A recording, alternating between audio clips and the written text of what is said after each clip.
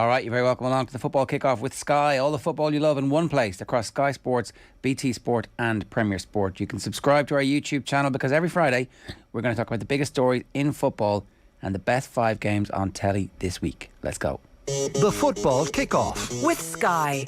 Watch every single live Premier League game on Sky Sports, BT Sport and Premier Sports. We are delighted to welcome David Connolly back to the show. David, good morning to you. How are you? I'm very well, guys. How are you? Yeah, also with us this week is Phil Egan. We asked our flash poll who's going to qualify for the Champions League, who's going to get the last Champions League spot, and it's 2-1 in favour of Spurs versus Arsenal. Phil, what do you think? Is this? Yeah, I mean, it's you know, going into the game last night, you thought draw is a great result for Arsenal, and it was clear after about half an hour that wasn't going to work. And now I think if Arsenal can get a result against Newcastle, if they can beat them, I would fancy them to finish the job then in front of their home crowd on the final day against Everton. But I'm not sure how confident I am of Arsenal going away to Newcastle, given that obviously Holding is suspended. Ben White couldn't come on last night. He obviously did a bit of a fitness test before, wasn't ready. Arteta suggested he might be all right for Monday. Gabriel came off injured. So you're looking at Arsenal severely short at the back. Does he go to a back three? Newcastle's last home game of the season on the TV on a Monday night. Let's do Arsenal. It's not an easy game. It's not, but they've been a bit on the beach in big games recently. Newcastle, yeah, absolutely. But I just think last home game of the season might be a little bit matters, of an extra push. Yeah. And there's just something about teams playing Arsenal. They love to stick the boot in. Is that true, David? Do you think? Yeah, I mean, I agree with Phil. I think Arsenal will get it done. Say what you want about Newcastle. I think against sides that love to attack, I think he selected Eddie Howe sides that's been too ambitious. I've worked on a couple of their games. The Man City, Liverpool, and I think he had the luxury of going for it, being more expansive because of the position they were in. But it absolutely suited. I know they dug in against Liverpool, but it suited Liverpool and Man City down to the ground. I mean, Saint-Maximin isn't going to track Cancelo and people like that. And I think if they select a similarly attacking team, I think Arsenal will beat them. Whereas I think if they're fighting for their future in terms of staying up, I think Eddie Howe's team selection would have been more pragmatic. But at times they were left so vulnerable in the flanks, Newcastle. I think Arsenal will get the job done. I think they'll get fourth. Okay. You think Spurs are going to get fourth? I think it's all down to that Newcastle game. And I'd like to see the Arsenal team before I commit to this. I'm backing out because I don't know what to expect from what kind of team is he going to put out. And he has played 3 at the back, and he might have to do that just because he might only have one recognised centre half, so he needs a bit of protection. Whether you bring Cedric in as one of your 3 and maybe Granit Xhaka goes in there as well, and then you're left with, say, Tomiyasu and Tavares as your wing backs, and then it's a case of just keeping them solid and then hoping that your attackers can come up with a few magic moments. They did a few chances last night. Odegaard had a good chance to even. I know, look, it wouldn't have made a difference, but they just need to be a bit more dangerous in attack. But the game was pretty much done and dusted once Holding got sent off. Spurs are not very Spursy at the moment, David. No, I mean, to be honest, I have seen them when they have been a bit like that. I think the last time I was talking to you, Joe, I was saying about I saw them at Brentford and they were pretty bad. They were kind of lucky to get a point. But, fair play to them. When it's counted, they've come up and performed under pressure. But I thought Phil was saying Arsenal would get fourth. Arsenal will get fourth, in my opinion. They've left it too late, like Tottenham. They've given it a good go, but I think Arsenal are going to get it done. And look, I got a feeling that Mikel Arteta isn't very well liked, certainly not by anyone who comes up against him on the sideline. He is Pep Mark II. He never stays in his technical area. He's almost on the pitch. He moans like mad. I don't know. But I think he'll get the job done. I think they'll just about do it. You know, I think they'll beat Everton anyway, and I think by then Everton might be in a similar situation to Newcastle. You know, they'll be fine. Probably Leeds will be down by then, and it wouldn't surprise me, to be honest, if Arsenal got 6 points out of these two games. This weekend is really genuinely interesting from the relegation perspective as well. We'll get on to it in a minute. I do just want to talk a little bit about Newcastle. That's the Monday Night Football. You can see their kick-off at 8 o'clock live on Sky Sports. Do we think Eddie Howe is a pressing manager at heart, that he wants his team to press? Yeah, I think he's probably... It was interesting to hear him talk yesterday about recruitment over the summer. And he kind of basically said, don't expect massive changes, because he was talking about financial fair play, which, I mean, fair play to him for mentioning it, because it seems to have just gone out the window in the last couple of seasons. If only they could fake a sponsorship deal with nation states and their airline or something, that might be able to cook the books somehow. We've never seen that happen before. It looks like they're going down the route of a green and white away jersey as well, which is no coincidence either. But yeah, he'll obviously have a certain type of player that he wants to bring in. Now, when he was in charge of Bournemouth, obviously he didn't have this. Like, I know they did spend money at Bournemouth, but they didn't have this project that Newcastle have, where they have wads of cash, but they have a huge fan base, so they can actually attract really good players. So he has to choose wisely. It'll be interesting to see which players are let go. I mean, Chris Wood was brought in, and he might just have been there to save them from relegation and buy one of the opposition's best players. Yeah, he hasn't exactly been great. And you think back to even last week, he had a couple of chances early on against City, and not a bad squad player if you're playing a lot of games next season. Absolutely, he served a purpose for what, and you know, a player that was used to relegation scraps, being with Burnley. Specifically, I was asking because of the point you make, David, about Alan Saint-Maximin. There was a view out there that you weren't going to be able to... I don't know. There was a view that Salah and Mane weren't pressing players when they were at their previous clubs or at any stage up to the point where they arrived at Liverpool, and then Jurgen Klopp turned them into players who could be the focal point of your defensive strategy when you didn't have the ball or when you lost the ball, that they would be nipping at the heels of whoever it was in possession. Can Eddie Howe do that with somebody like Alan Saint-Maximin? And is that kind of one of the things that we can look at next season to go, actually, he is a brilliant coach. He's not just a good coach who's landed in a good situation. He's turning players who we thought were good into really good players.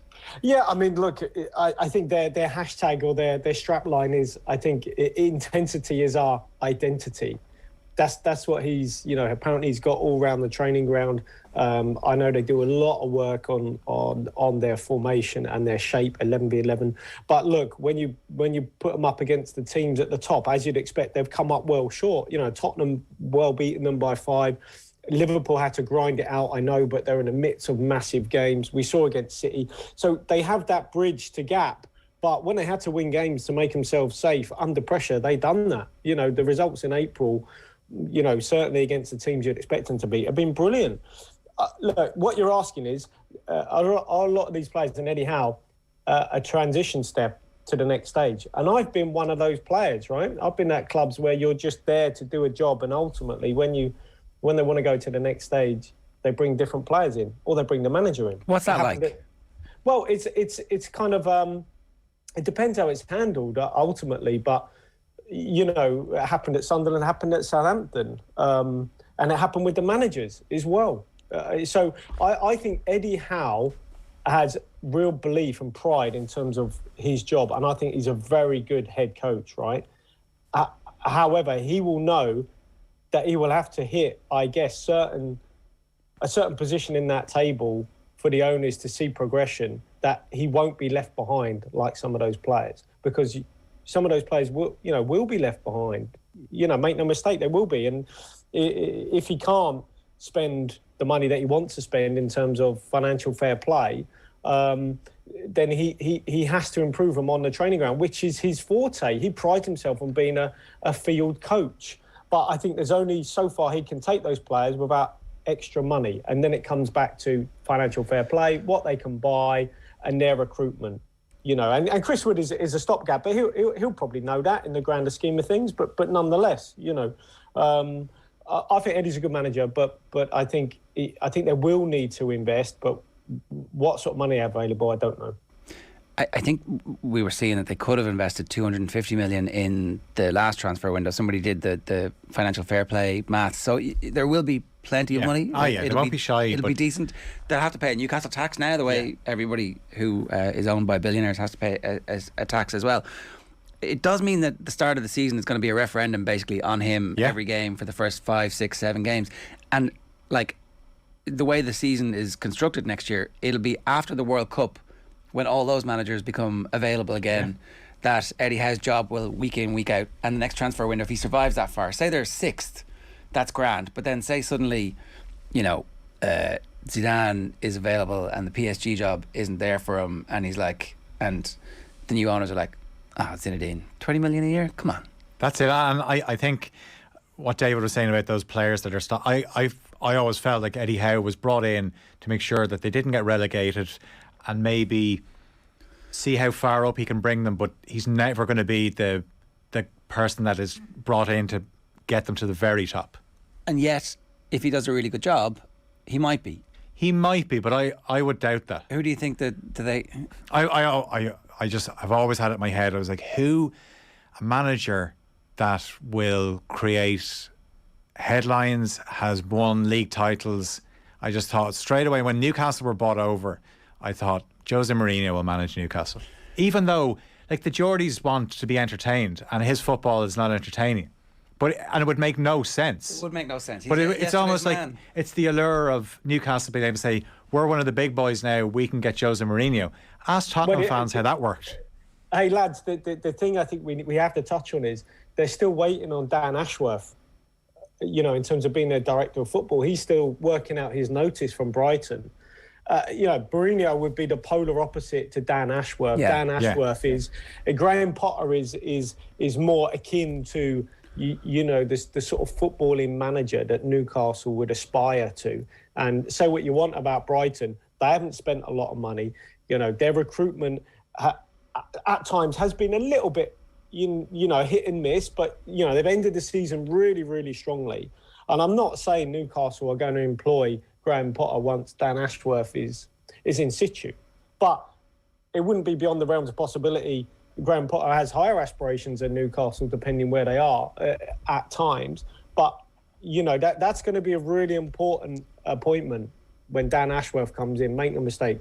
You also have to ask the question as well. Whoever comes in is going to be asked the awkward questions about taking over at Newcastle and who owns them. Eddie Howe has had to field those questions. They seem to have gone away for a while, but they'll always come back. They will. So that's a decision a manager coming in has to make as well. Are they willing to sign up to that? Yeah, I would say that how Eddie Howe handled that, he got slaughtered for a day or two, but actually, as you say, the questions seem to have dissipated for now. Yeah. The focus is on the golf. That actually, he got credit in the bank for that from the owners. He got credit in the bank from the chief executives and the executives who are doing the day-to-day stuff. So I wouldn't be surprised if Eddie Howe sees this out and turns it into a success, because I think that the signings that they made were smart signings. They weren't just the type of throw the money at the situation the way QPR did when they blew up and signed a bunch of 35-year-old World Cup winners to be this would have been a great team 10 years ago. But what is success though? I think success is qualifying for the Champions League and competing for the league title. That's when the City money came in, the design was to try and win the European Cup. They have so far failed in that, but they have been successful in by all other metrics. They're dominating the Premier League. Exactly. They're turning it into, if it wasn't for Liverpool making a comeback, this season would have been over in January, February. Yeah. They were 11 points clear, 12 points clear. Yeah. And if it wasn't for Klopp's team, this would be 5 in a row. And you think of even the Bundesliga where Guardiola did that with Bayern, and you look at the history there, because the Bundesliga gets tarred with it's a one team league, but the Premier League is starting to become that at the moment, and that is a concern. And I know we'll talk about City and obviously the acquisition of Erling Haaland as well. Okay, well let's do that now then. What do you make of the arrival of Erling Haaland? I mean, as a football fan, I'm desperately hoping that this doesn't work out, because if it does work out, we could see the next 4 league titles and 3 of the next 4 Champions Leagues. And while the football that team produce will be excellent, it won't be particularly competitive. Yeah, I guess that's to me, lads. I mean,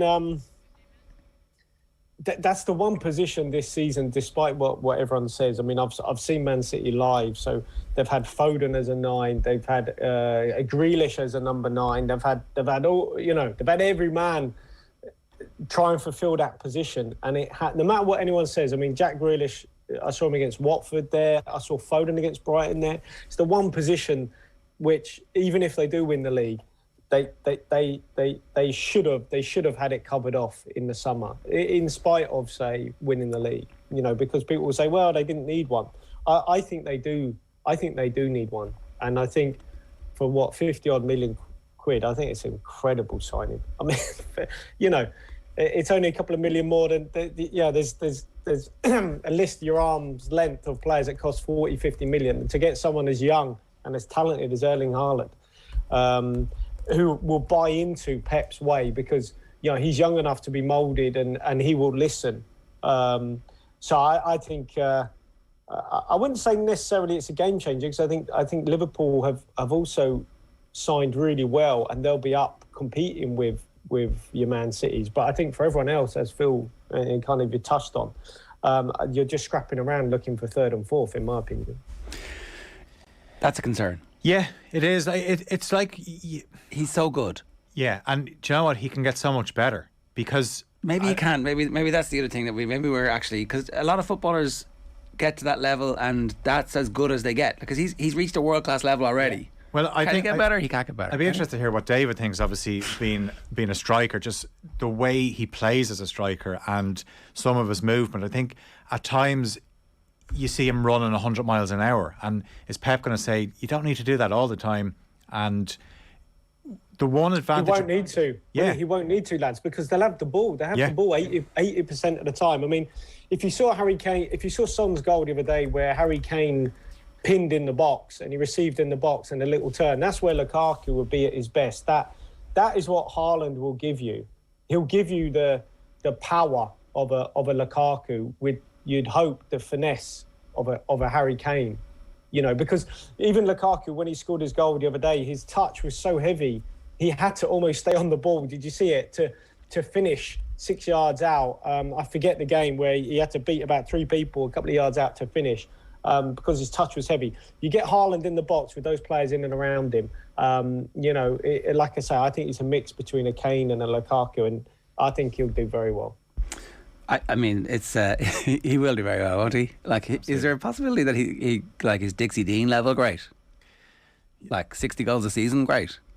You look at the games where they're winning 4 and 5-0. You think of Erling Haaland's there. Are they 7 and 8-0s, or I don't know. They can't really be, can they? The team just stops at 4-0.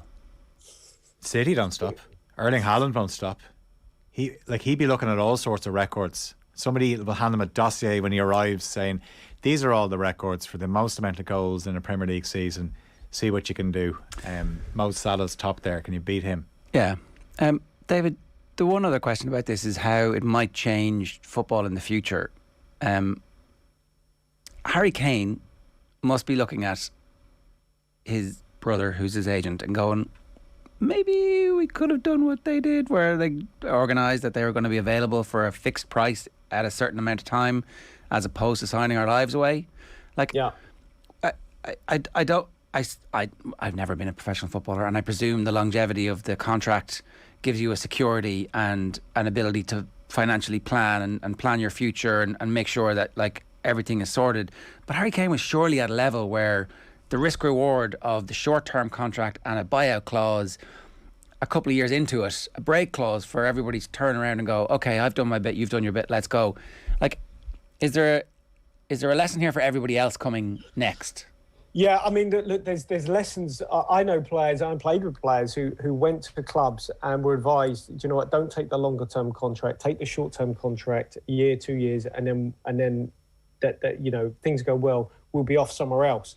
And it didn't work out in a great way. Now, but you're talking at the very highest level here, and I agree. In some ways, you don't know the nuts and bolts of this negotiation with Kane and Daniel Levy, but very rarely does Daniel Levy end up on the wrong side of a deal. And I remember this is as clear as day, being advised this. You get your entrance right on a contract and you get your exit right. That is so important. And you look at Harry Kane, he might have got his entrance right on it in terms of what he wanted money-wise. He didn't get his exit right. And even looking at Haaland's deal, apparently Raiola, just before he passed away, whether this is true or not, has got an exit clause in there for about 128 or something. Is that right? 120 million. So say he's got his entrance right at 50, but in a couple of years he could leave for 128. In a couple of years, 128 might look like good business for Real Madrid, you know, once he's 23 or 24, whatever, and he's got 50 goals a season, you know. So again, it just comes down to when you're that good of that level, like you're saying, Harry Kane, ultimately it's the advice that you get and being able to be brave and bold enough to go, right, no, we're not signing a deal until we get this. And it seems like he's done a great, you know, whether he had this arranged before he passed away, Roller, but you know, it seems to be a watertight contract with the entrance and the exit, right? Was Michael Kennedy your advisor? Yes, Michael was, yeah. Okay, right. And how did that come about? So was that through the Ireland squad? Yeah, that was just through, I met Michael when I was, till he sadly passed away recently. I mean, I used to talk to him probably every week for 25 years, wow. Michael. And I miss him still. But, you know, Michael, I met when I was, 18 or you know, and like a lot of the Irish lads, you know, so... And it's true, and you know, there's a lot to learn from this. Certainly, if you're Harry Kane, look, what you're talking about is he's still getting paid a couple of $100,000 a week. Sure, maybe not 400, but you know, could he have gone to City for 50 million if he hadn't signed that deal? Probably. And pocketed 50 million. That's the thing. Yeah. That, like Raiola and the Haaland family have obviously benefited massively from the deflated transfer fee. You had a like that self-confidence to go early in your career and not take the long-term deal. I think by your decision to go to Holland was obviously not straightforward and very unusual at the time. Yeah, but the Holland one was unusual because I was on a free transfer. We just played Holland in Feyenoord Stadium and they're in the Champions League, and I just thought I'd never get it, and I didn't get a chance again to play in the Champions League. And look, the money was good, but I was also offered quite good money in England as well, and it just seemed like an opportunity. Ultimately, I was probably too young, not ready enough. Would have been better staying where I was, or going to another club in England. But it's a move that you know, nowadays I went over there and, you know, I was 19 or whatever, 20. You know, I was eating off paper plates and I didn't know how to cook, and you know, but you kind of, he'd have his own chef in those days. You know, you kind of did everything yourself. You put the paper plates in the bin. You know, you didn't wash up. No, I'm joking, but like you know, it's a lot has changed since then. And do you know what? You said something there which was really interesting. You mentioned about the club saying this is the you know, we'll present this to the player. Nowadays, the players present to the clubs. I know this player, he's at a top 4 club, and he presented to the club he was going to. These are the players that I need around me for me to go and score my goals and be the player that you know, you're signing. So players now are so you know, well versed in what they need to be a success as well, because they know, look, if they score an extra 5 or 10 goals a season, 15, it could be worth an extra 5, 10, 15 million for them. And that's what you're that's what you're dealing with. And to the clubs. That's the thing. If you're successful as a striker, you're guaranteeing an extra few places in the Premier League, the prize money that comes with that, and potentially qualification for the Champions League, which is transformative for all different things, not just the TV rights deals as well. This is the football kickoff with Sky. All the football you love in one place across Sky Sports, BT Sport and Premier Sports. Spurs versus Burnley. Is this straightforward? This is 3 o'clock. All our games are Sunday, Monday and Tuesday this week. Is this straightforward? It should be. I know Burnley are fighting, but... Is the fight gone? No, definitely not. Mike Jackson's just been named the manager of the month. Kiss of death. Is that the kiss of death? Sometimes you can get yourself out of trouble and you think, do you know what, we're going to make it, and then you get sucked back in. But I suppose the only positive for Burnley is they have a much better goal difference than Leeds. And Leeds, I know we'll talk about their fixture in a moment, they just don't look like winning games. They've 2 games left. Well, they keep getting sent off. It's hard enough with 11, and then they keep losing players. 100 cards. Yeah. And record. The thing, so Burnley be thinking, just dig in. If they can get a point, every point helps. And they have that game against Villa as well. And then they play Newcastle on the final day, and they be hoping Newcastle have already, they turn up in their flip-flops, and Burnley put on a performance at Turf Moor and they can get themselves out of trouble. Nobody expects Burnley to beat Tottenham. Don't think anybody really thought Brighton would beat Tottenham at the Tottenham Hotspur Stadium, but Brighton are a lot better than Burnley. So I think Spurs will get it done, and that cranks up the pressure that an Arsenal going in on Monday night. Okay. West Ham versus Man City is the game on Sunday that the Liverpool fans now have their only hope. It's their last remaining hope. They're cheering on David Moyes, for so long a thorn in their side in Merseyside derbies, but now they're all Moyesy fans. Is there any hope, David? Can you make any case that West Ham are going to do one? And even then, it's not going to be enough. But anyway. Yeah, I mean, to be honest, I think it's going to be tough because I think Dawson went off injured, another injury. I think Antonio went off, Ben Rama went off. Look, they got their own things to look at as well. Talk of Declan, Declan not signing this long-term deal. I'm sure, as well as all the other positions they're talking about, Fernandinho's leaving Man City. Man City would surely love to have a player like Declan Rice. And they can pay whatever they want because their financial fair play will be grand. They'll be able to sell Raheem Sterling, sell Gabriel Jesus, bundle that money together, get Declan Rice, and you've still only spent 50 million, and your team is way better than it was last year.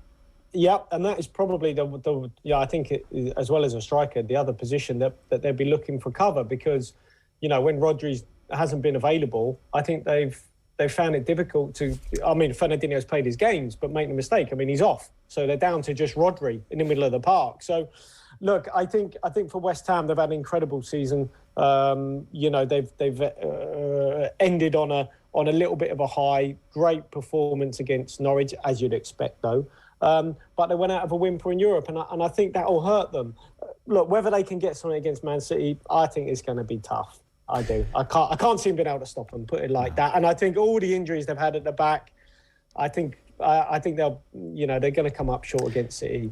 If you're Declan Rice and you're looking at what Haaland did, what's the way out of that for you? So you got 1 year, and I think do West Ham have the option of a second year that they can enforce? Is that the scenario we have there? It's a bit opaque as far as I can see. Well, the problem is, and we talked about Harry Kane and Declan Rice. Obviously, I know, like, we have to let go now. He doesn't play for Ireland anymore. But these are England internationals. It's completely different for them because they get priced out of moves. Like, Harry Kane is probably going to end up playing all his career. You don't if you have a smart agent, though, isn't it? So if I'm Declan Rice and I look at that, I go, okay, West Ham, here's the deal. You're going to give me whatever money I want on a weekly basis, and I'm going to give you 2 seasons, and at the end of those 2 seasons you must sell me for 50 million or 70 million, and that's the price. You can have me for 2 seasons, hopefully we qualify for the Champions League, you get enough money, I get enough money, and that's it. Or I don't sign the deal and you have to sell me now and you don't get the benefits. Yeah. Who says no? It sounds to me, I can't see how Declan Rice going into West Ham and giving them that ultimatum. I don't like. Haaland has changed the game. I'm arguing that what happened here has changed the game for those players who are like Declan Rice, who is this incredible asset that West Ham are going to sell all their season tickets next season on the basis that we might qualify for the Champions League. We're going to fill this stadium. It's going to be rocking. You've been there for the big European nights. Declan Rice is our man, and he's sticking around because he's signed a new deal. You tell everybody he's signed a new deal, but in the background, Declan Rice is available for 71 million in 2 seasons. Everybody's happy. I just think the Premier League clubs and Bundesliga clubs are set up so differently that Premier League clubs don't bend the way Bundesliga clubs do. Now, I know what you say, like with Haaland, maybe it will change, but I think Everton are paying 140 grand a week to some of their players. Yeah. They've bent over a little bit. They're and look at the trouble they're in now. I mean, I think they're going to be safe, but if they'd been relegated, I don't know what would have happened to Everton. This is my pitch to be Declan Rice's agent, David. What do you think? I wish you were his agent a few years ago. Yeah, I think this is why you get a lot of these agents, getting banned from academy training grounds and clubs training grounds, because once you get into them at 15, 16, 17, although it kind of looks like you're not sure how it's going to go, it could end up, obviously, talking lottery numbers. Look, I think I'm not going to lose any tears over Declan Rice leaving West Ham, because I think those owners, we haven't got long enough to discuss that stadium and those owners. And, you know, the money that they have made, and they will sell that club, and they will come out of that with billions.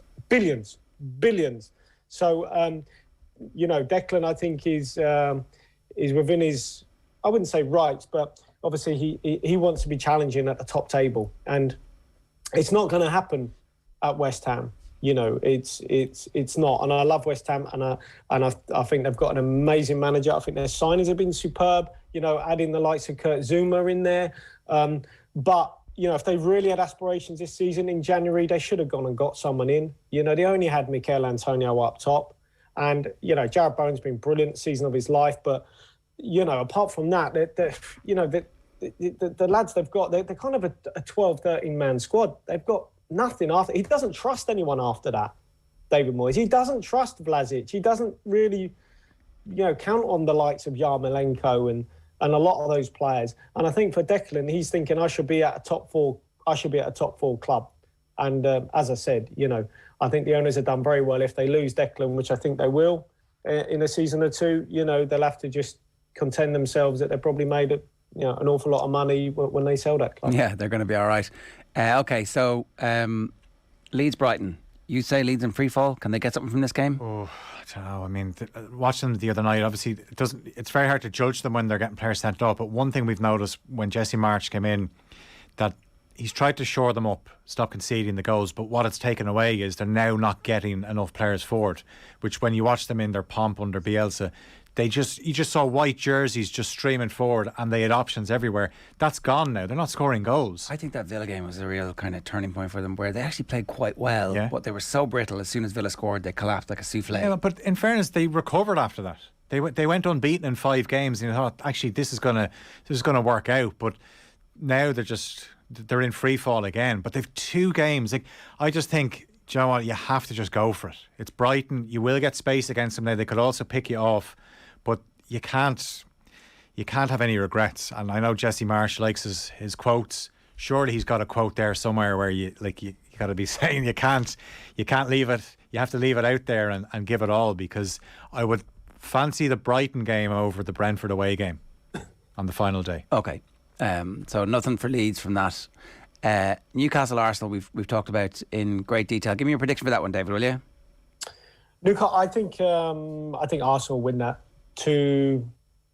Okay, and that's essentially enough for them. That'll be more than likely. Yeah. Obviously, Southampton and Liverpool kicks off on Tuesday evening. It might be a completely irrelevant game.